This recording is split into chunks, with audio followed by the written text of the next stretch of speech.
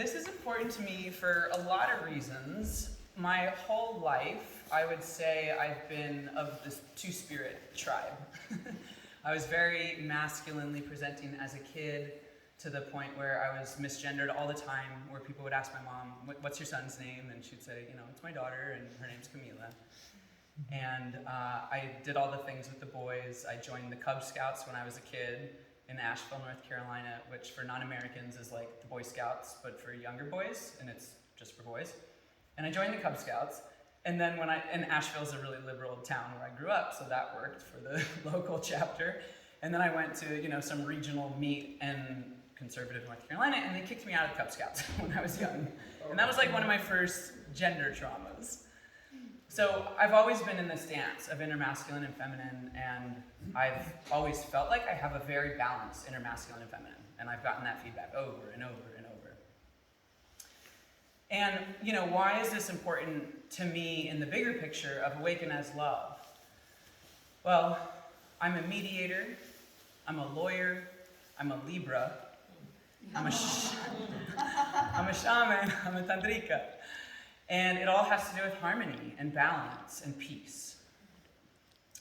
So I went to a community in Portugal that many of you may know called Tamara, because they do a lot of global conflict resolution work, and I wanted to study how they do it and how they raise children and community. I was interested in all these topics.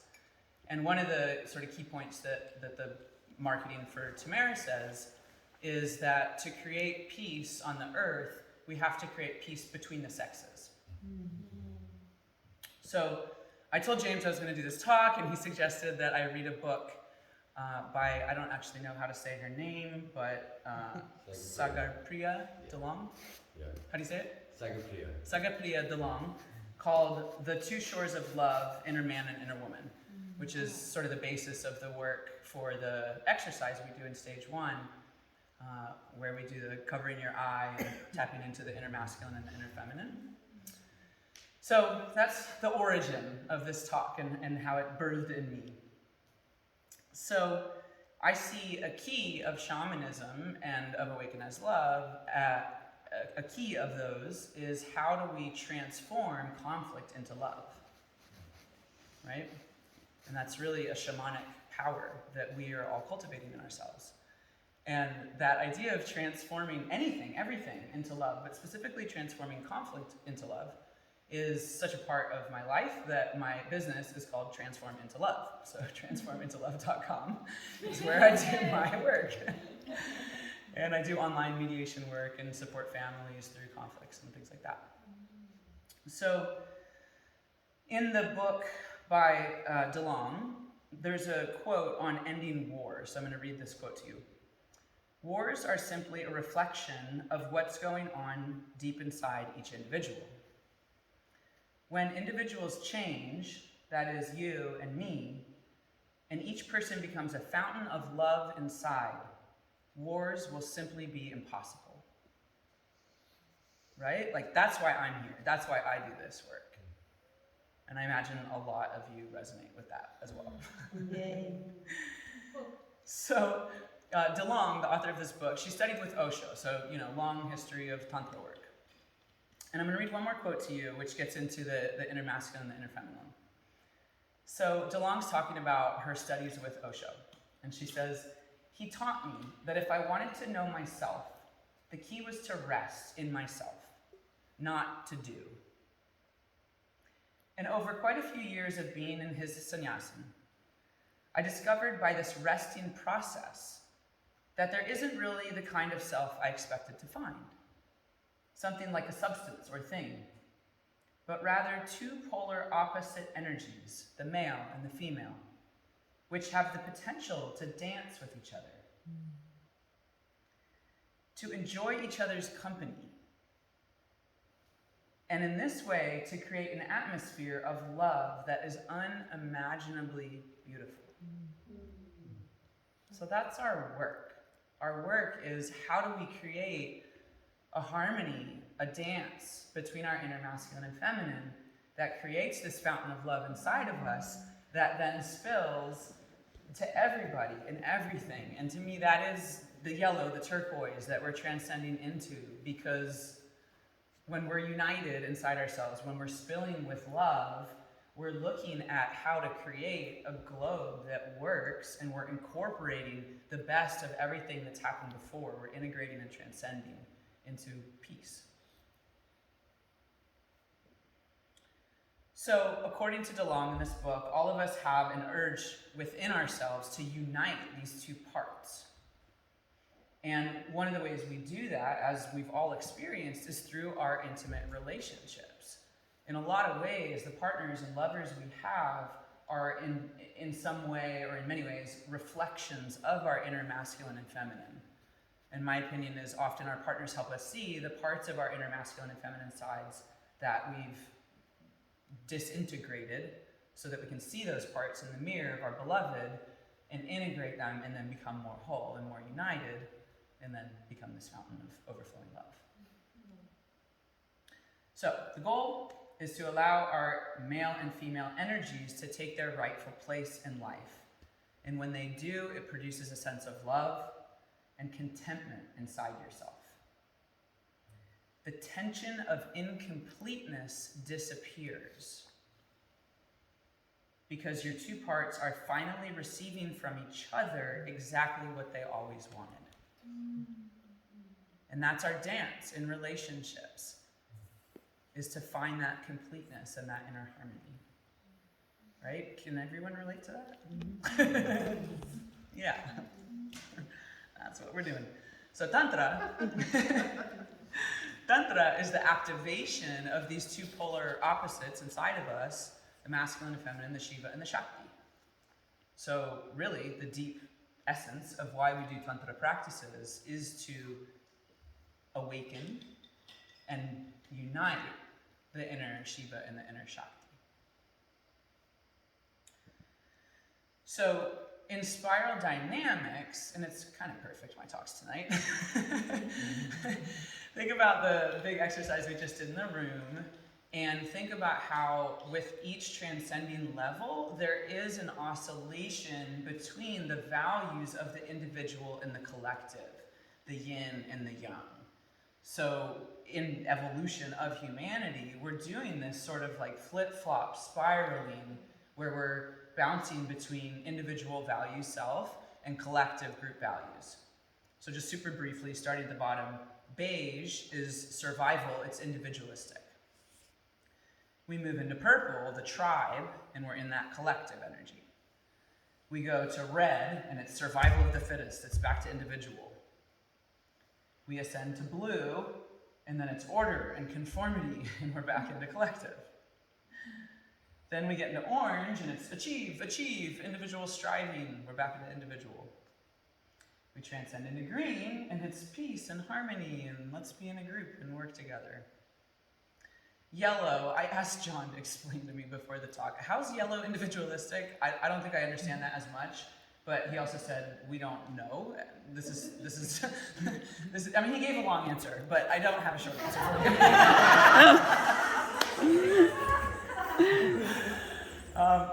But what I do know is that in turquoise, I was reading about turquoise, which again, we don't really know, we're emerging into it. And the phrase associated with turquoise was collective individualism. Wow. So that's where we're headed. The spiral is, okay, well, individual has its failures, collective has its failures. What does it look like to actually value both? And then we get this phrase, collective individualism, which I think is cool and perfect. Would yellow be individual collectivism? Sure. Thank you. We'll call yellow individual collectivism. So we're going to go into a breathing exercise, but first I just want to pause and see if there's any questions or aha moments or thoughts on what we've gone through so far. Awaken itself is very much like collective individualism, I think. How so? We're all different, but celebrating our uniqueness. Mm-hmm. Yeah. And I'm sure that what we're doing here is in the yellow and turquoise levels. Yeah. Yeah. I just want to acknowledge that where this specific journey really started for me was at a stage one, Awaken as Love in Portugal, and experiencing the inner man and inner woman for the first time really just set me into this deeper adventure of like really reuniting the relationship I have between the two within myself. Nice. And so you're full circling like quite a journey. Nice. Yeah, good Nice. stuff. Yeah, for me, one of the huge gifts of this COVID era has been, when I look back at my life, a lot of masculine energy, a lot of doing, lawyering, like productivity, meetings, calendars, schedule, order, like so much of that, to the point where I knew it wasn't sustainable in a healthy way forever. Like, I'm good at it, I can get shit done. But I started moving into really wanting to birth children and be a mother. And I was like, you know, there's a lot of American moms that are really masculine and ordering their kids around, go here, go there. There's, you know, busy, full calendars. And I was like, I'm not gonna do that style of family life. I'm unwilling to be like ordering my kids around everywhere all the time. I want them to be naked and barefoot in nature for the first few years of their life like I was. I want to have space in my schedule, which I didn't have for the first 25, 32, 33, 35, let's be real. I didn't have the first 35 years of my life. Only in the last like 4 years, literally only in the last 4 years have I been really conscious of this. And it's because my former long-term partner had a son that we were raising together. And I was like lawyering all the time. And I'm like, I didn't have time to play with, you know, he's now my godson. And it's like, well, I wanted to be able to throw the football with him on a Wednesday morning or a Tuesday afternoon. And so I started making more space in my schedule. And I started being really conscious of moving from masculine doing into feminine being. And that's where the space is. And then I started to value play, because I'm playing with kids, and I started to understand that play is really an important part of the adult phase of life. It's not just for children. Western culture has lost the value of play in the adult world so much, I think.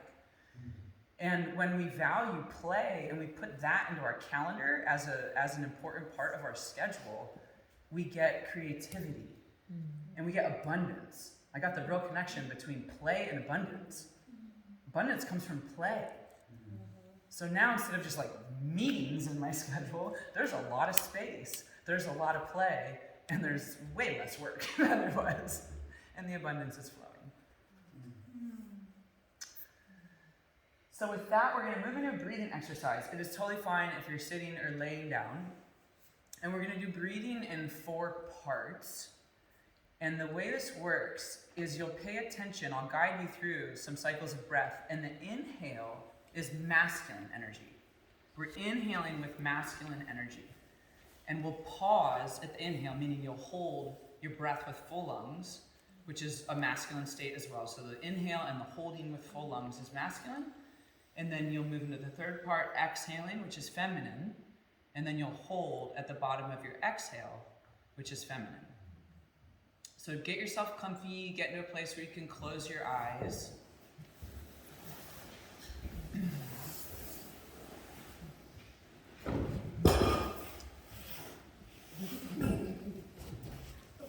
And I'll just wait till everyone's settled. So just quieting your voice, closing your eyes, and start to do long inhales through your nose.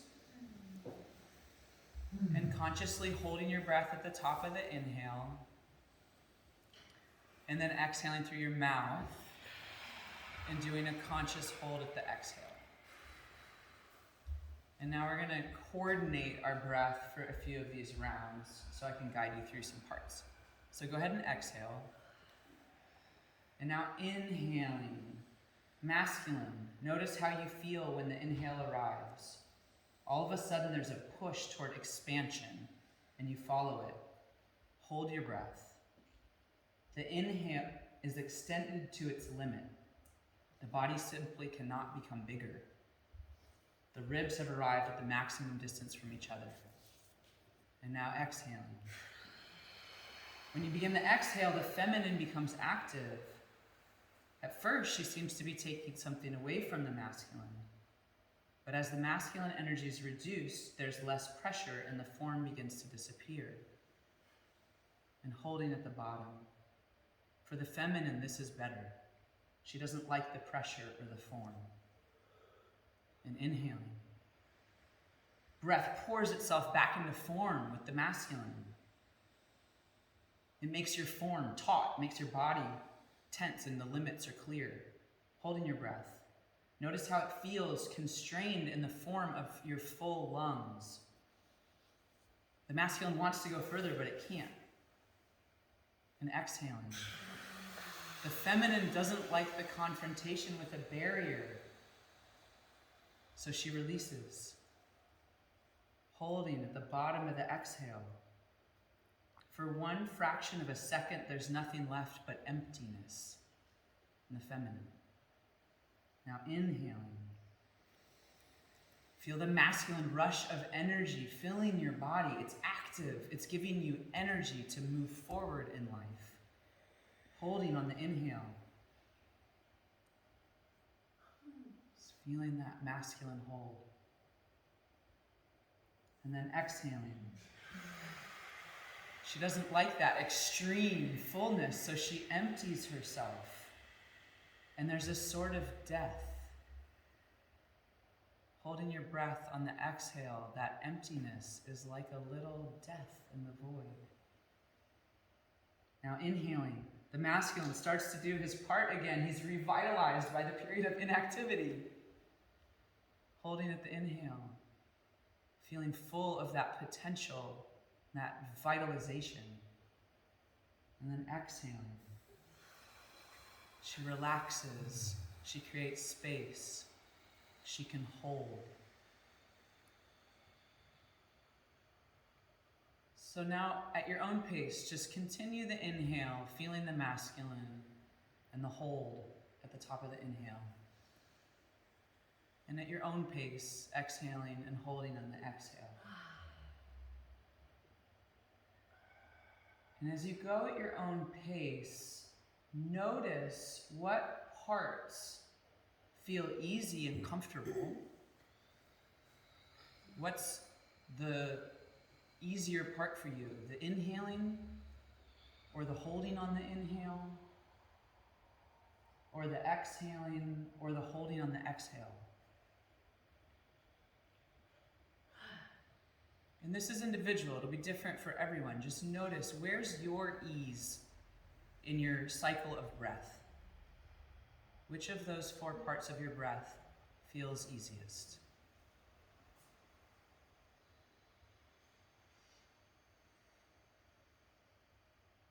And then notice which feels harder. Which of those 4 parts feels the least comfortable to you?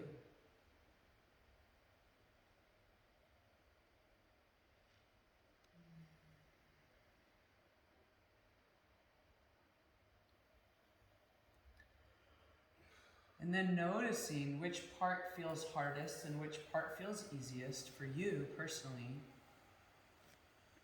Take a look at your life. In the sense that there might be a clue, there might be an indicator of what part of your breath is most challenging and what part is the easiest, might relate to parts of your life where your masculine or feminine parts are expressed well or constrained and not expressed well.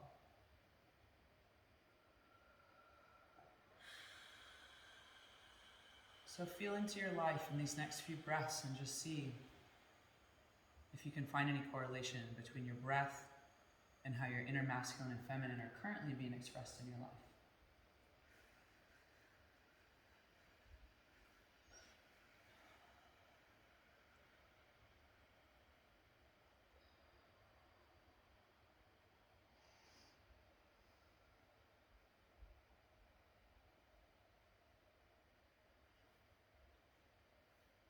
And in the next couple breaths, you can come to completion with that and open your eyes and come back to the room.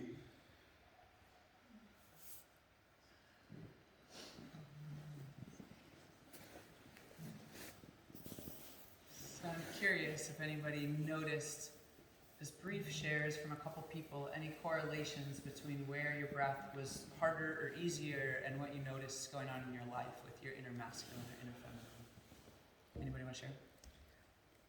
I remember like some years ago, for me it was easier the inhale than not the exhale. And now for me it's much more, I can stay there on the exhale and holding the exhale that not the inhale.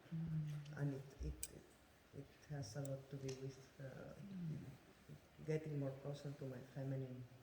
Sure. Nice. Thank you. Yeah, perfect. Yeah, Diana. I find the pause at the end of the exhale the hardest, which surprises me because I practice sacred womb work and sacred menstruation, and so my womb ego was like, oh, I'm not good at resting.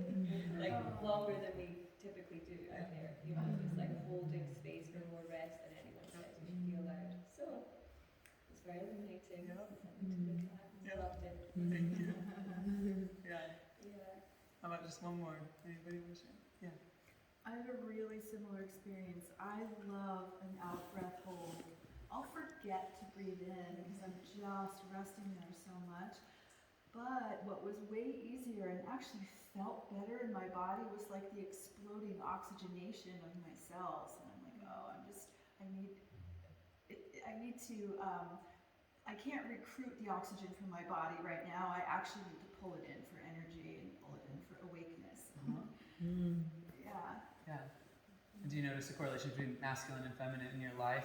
Like, are you needing more masculine energy right now to create drive? Yeah, Cool. absolutely. Yeah. Yeah. Yeah, beautiful.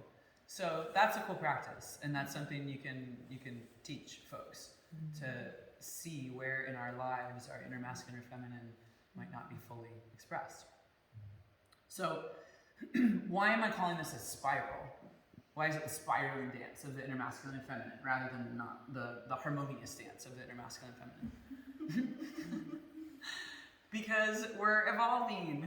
We're evolving as humanity, big scale. We're evolving as individuals in our lives. And we're evolving in our relationship between our inner masculine and feminine. So all of us are on journeys to learn how to create that inner harmony and that inner balance. And each relationship we go through in our life, we learn more of those pieces that we're integrating as we spiral into this harmonious dance between our inner masculine and feminine. And in our practices as tantrikas and as shamans, we're doing this work constantly. And in our work as peacemakers, you know, if you consider yourself a peacemaker, it's this work. So we're going to do one final movement exercise with breath that requires standing. You're just going to stand still. You don't need to walk around, so it's fine if you're standing on a mat. But just get in a place where you can stand with your feet planted on the ground, kind of square.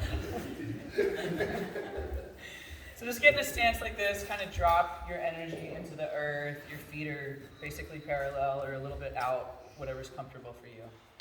And this is actually from Peter's Qigong. Yeah, all right. It's not mine. From the practice of Qigong, the ancient practice of Qigong. So we're going to do the Qigong where you're doing pelvic thrusts. So your hands are out with your pelvis back, and then as you pull your hands in, your pelvis goes forward. And the breath is going to be an inhale with the pelvis thrusting. So this is the masculine inhaling. And then an exhale with the pelvis going back in the feminine. So inhaling forward, exhaling back. Inhaling forward, exhaling back. So just stay in that rhythm, stay with that breath, feeling your masculine energy penetrating as you inhale. Masculine penetrating as you inhale. And feeling your feminine receiving as you exhale. Feminine goes into receptive as you exhale. So I'll be quiet for a few breaths. Just feel that. Stay attuned to masculine as you inhale and feminine as you exhale.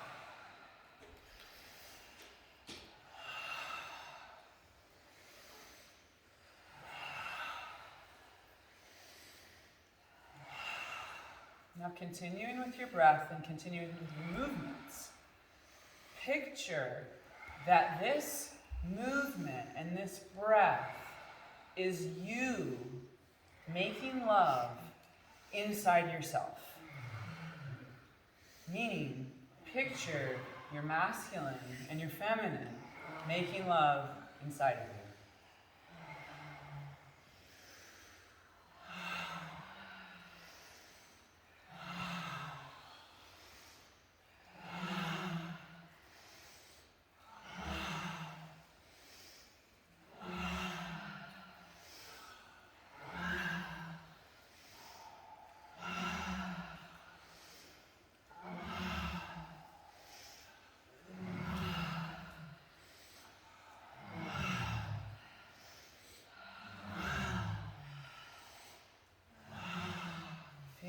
Love making inside of yourself. This is the point of the Tantra and the shaman and the Awaken as love and all the paths that we're on. This is it. Right here. And all of life is just showing us pieces we need to see to integrate this more and more. Yeah, you can speed it up, you can go whatever rhythm you want.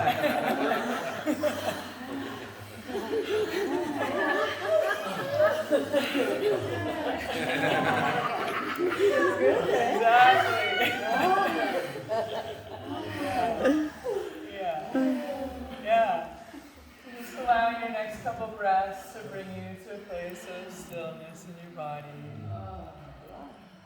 And closing your eyes while you stand still.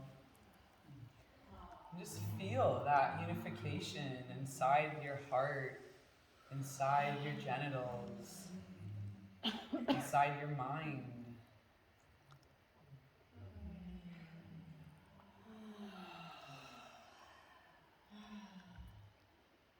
And make a commitment inside yourself right now to stay focused on this path of uniting and harmonizing the dance between your inner masculine and your inner feminine.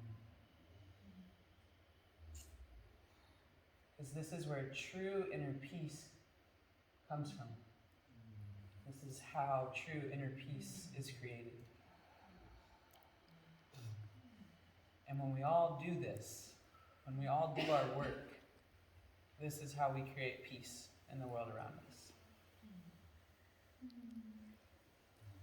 Thank you.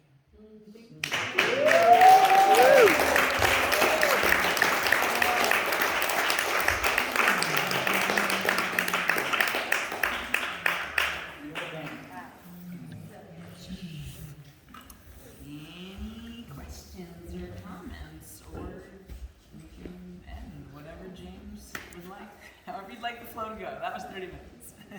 Perfect. Let's have 5 minutes of questions. Okay, cool.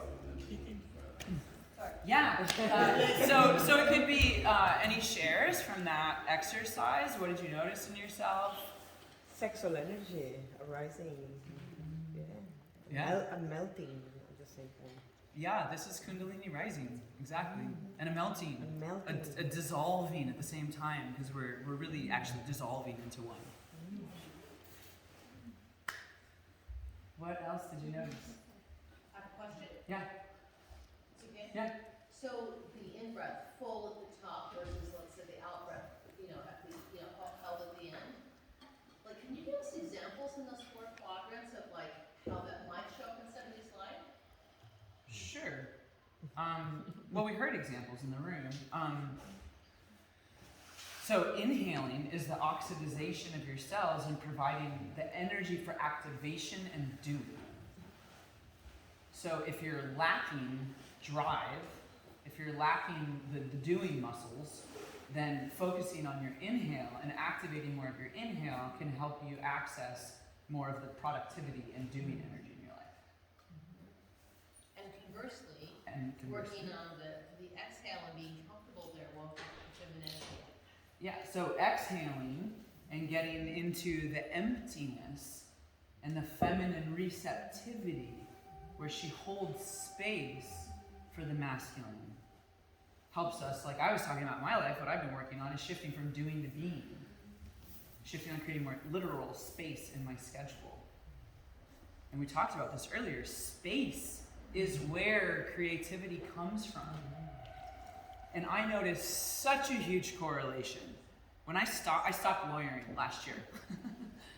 100% stopped. I got COVID, I got really bad brain fog, I tried to go back to my computer and all the fucking shit in there, and I was like, I can't. Every cell in my being, literally, palpably, was screaming, no, we can't do this anymore.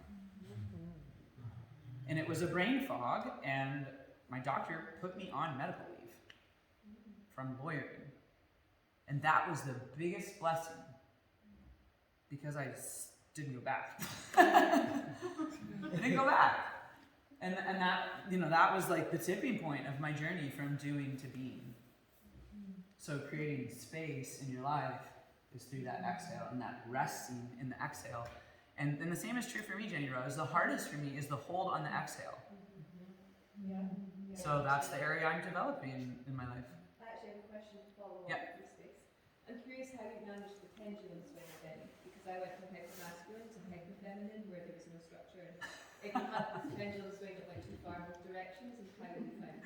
I'm laughing because that was something I noticed today in the journaling when we were in the blue. And it's like, where are there healthy structures in your life?